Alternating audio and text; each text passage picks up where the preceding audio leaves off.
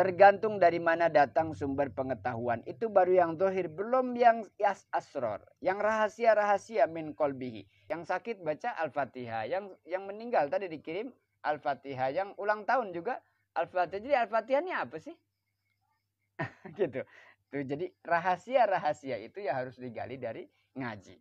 Mereka betul-betul menyampaikan apa yang mereka pelajari, lalu mengamalkannya, mengajarkannya, menceritakannya dengan apa tadi dasar kezuhudannya. Tidak ada motivasi lagi untuk dunia sehingga menyampaikan ajaran Islam secara murni. Tidak ada modus-modus. Sampaikan apa yang Allah ceritakan, sampaikan apa yang Rasul sampaikan. Tidak ada modus-modus tadi buat kepentingan-kepentingan pribadi.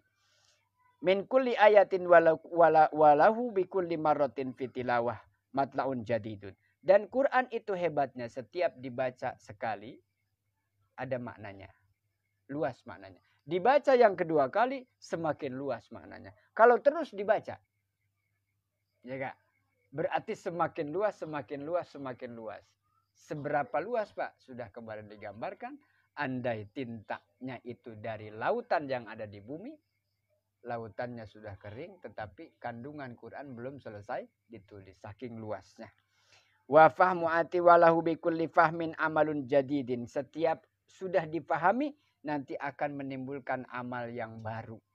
Artinya orang kalau terus berpegang teguh kepada Quran, dia tidak akan kehabisan cara untuk bisa mendekat kepada Allah. Saya tidak kaya Pak, jadi saya berkurang dalam hal sedekahnya. Nah, nanti akan dia pahami bahwa sedekah itu tidak hanya berupa materi. Wa kullu tasbihatun sodakoh. Saya subhanallah, subhanallah juga sedekah. Wa kullu takbirah sodakoh. Takbir juga sedekah. Bahkan berhubungan suami istri juga sedekah. Ngasih anak istri nafkah juga sedekah. Ngaji juga sedekah. Kaki sedekah, tangan sedekah. Mata sedekah, telinga sedekah, otak semua sedekah. Itu akan banyak cara memahaminya. Sehingga makin paham Quran makin gampang apa makin susah seharusnya. Gampang. Kenapa orang cari yang susah? Karena memang taunya yang susah. Kita pengen susah apa gampang? Carilah yang gampang.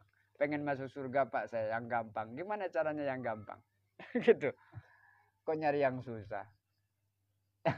Yang kira-kira nggak dihisab tuh gimana ya Pak ya? Ya kira-kira amalan kita banyak yang dosa maksiat tapi diampuni oleh Allah. Ya bertaubat. Caranya taubat yang benar gimana Pak? Nah itu harus ada cara-caranya kan. Nah maka dari amalan-amalan setiap orang itu kalau tidak diketahui sumbernya dari mana, ini akan rentan salah dalam pengamalan. Jadi sedikit dipahami lalu diamalkan. Nanti akan ada perkembangan. Allah berikan pengetahuan yang belum pernah kita pelajari. Dan mendapatkan hikmah. Oh ternyata yang saya amalkan begini. Saya mau dekat dengan Allah. Kemarin contohnya dengan harta berarti kekayaannya sedekah. Saya fakir Pak. Mendingan kaya apa fakir? Fakir aja Pak. Kalau fakir mah saya nggak mikirin banyak hal. Yang penting makan cukup, di rumah cukup. Dah sebutuhnya aja. Ketika saya butuh ada itu aja dah. Kenapa? Nggak pusing mikirin yang lain-lain. Sehingga saya nggak terganggu waktu duhur saya duhur, waktu asar saya. Takutnya ketika saya diberi ke lapangan, ya mulai telat nih. Duhur telat, asar telat, maghrib telat, Jumatan enggak. Gara-gara itu lapang. Dah ya Allah mending gini aja. Oh berarti orang yang kaya bersyukur karena dikasih hati dermawan. Orang yang fakir dikasih bersyukur karena dikasih hati yang sabar dan qanaah. Menerima apa adanya. Karena tetap tulisannya besar-besar. Titipan ilahi. Dunia ini hanya titipan, tidak akan dibawa mati. Iya kan? Tapi kalau rusak, kalau hilang, marah-marah. Ya itu kan lupa berarti. Katanya titipan ilahi tadi. Titipan diambil sama Allah, marah-marah. Kenapa? Keluh kesah, ngeresula, nggak terima. Kurang apa saya? Waduh, sudah. Ini kurang banyak. Fafahmuhum yad'u ilal amal. Dan setiap pemahaman pasti akan mengajak. Yad'u bakal ngajak ilal amali maring amal. Setiap kita paham sesuatu pasti ada keinginan untuk mengamalkan. Benar nggak Mak? Pas udah tahu tuh ada nggak keinginan untuk mengamalkan? Ada. Tapi Pak dari kemarin ngaji banyak. Saya nggak bisa ngamalin semua. Memang tidak bisa semua diamalkan. Siapa yang bisa sempurna amalnya? Nggak ada kan? Tetapi selalu dimotivasi supaya jangan lupa beramal. Enggak yang ini, yang ini. Enggak yang ini, yang ini. Ternyata saya contohkan tuh. Semakin banyak tahu jalan menuju ke satu tempat, maka Bapak punya banyak pilihan untuk menempuh jalannya. Yang cepat lewat sini, Pak. Lo tahu, Pak? Saya tahu. Kemarin sudah lewat situ. Ternyata lewat jalan situ sedang dicor. Nggak bisa ditutup. Di portal. Ada, Pak. Sono. Gampang apa susah jadinya? Tuh, maksudnya gitu. Jadi ngaji itu supaya ulah hese. Supaya kita paham. Semakin banyak paham, semakin terdorong untuk melakukan amal. Wa amaluhum yajlibu sifa'il fahmi. Dan amal itu nanti akan menjadi bukti dari pemahaman. Kemarin saya singgung. Bahwa bukti orang itu paham ngaji adalah mengamalkan. Yang mana yang diamalkan? Mastatoktum. Mana yang Bapak bisa. Mana yang kita mampu amalkan. Nah kalau sudah diamalkan jangan tanya lagi. Ngerti apa enggak. Orang sudah diamalkan. Mang Dian bikin meja sudah jadi begini. Terus sudah jadi, udah bagus, sudah dipakai. Tanya. Mang Dian emang bisa bikin meja, Mang? Coba kira-kira perasaannya dia gimana? Lah itu yang bikin saya, Pak. Ini yang bikin saya. Gitu. Nah saya amalkan sedekah, solawat, sholat 5 waktu, ngaji, ikhlas, beramal, membantu orang yang kita bisa. Kalau orang tanya, Pak Ustadz tahu nggak keutamaan sedekah? Nggak tahu saya. Masa saya bilang gitu? Nah, Pak Ustadz kenapa sih ngaji terus? Nggak tahu saya, iseng aja nih. Masa gitu jawab saya? Loh, kenapa? Kenapa orang pada datang ngaji? Kenapa saya mau ngaji? Kenapa kita sholat 5 waktu? Kenapa hidup nih kita hindari maksiat? Karena apa? Karena sudah tahu.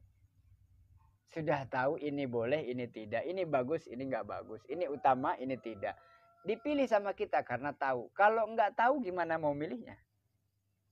Tuh, jadi berdasarkan apa kita beramal itu menjadi penting. Kenapa? Takut-takut salah dengar informasi sehingga kok amalnya jadi salah ya? Kok jadi keliru ya? Kok dia jadi ke timur? Tadi katanya mau ke arah Bantar Gebang ya ke sana, Pak. Kok dia ke sana?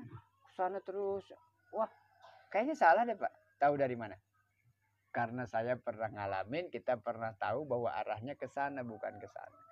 Persoalan dia, saya mau mampir dulu, Pak. Oh ya kalau gitu bilang dong. Berarti kan bukan salah jalan, memang dia mau mampir dulu ke sana.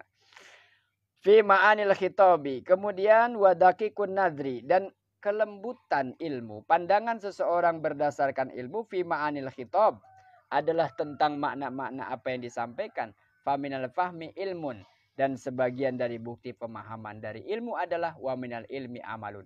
Sebagian dari pemahaman berarti itu adalah ilmu. Dan bukti daripada ilmu adalah amal. Setelah kita tahu dasar-dasar ilmu tafsir. Bagaimana memahami Quran, memahami tafsir, mentakwil makna Quran.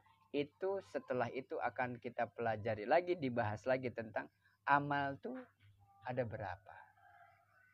Tadi kan sumbernya dulu dari mana? Dari Quran. Cara memahaminya sudah. Lalu nanti tolong amalkan ya. Nah amalannya nanti ada 2. Quran bersifat dohir dan batin. Nanti amal juga ada yang dohir dan batin. Contohnya secara dohir. Sholat gimana? Ya itu yang kita biasa sholat. Secara dohir. Wudu, cuci muka, tangan, kepala, kaki. Terus takbir. Allahu Akbar, baris. Assalamualaikum, selesai doa. Amin, salaman. Itu dohir kan? Bisa nggak? Bisa. Anak kecil bisa? Bisa. Orang yang nggak pernah sholat, sekali-kali sholat juga ikut makmum bisa nggak? Bisa. Orang yang dia pernah minum, pernah mabuk, pernah maksiat, bisa nggak ikut sholat? Bisa. Yang baru masuk Islam juga ikut-ikutan bisa? Bisa. Nanti kita naik kelasnya, amalkan sholat secara batin. Nah ini yang kita nanti bahas insya Allah malam Selasa yang akan datang.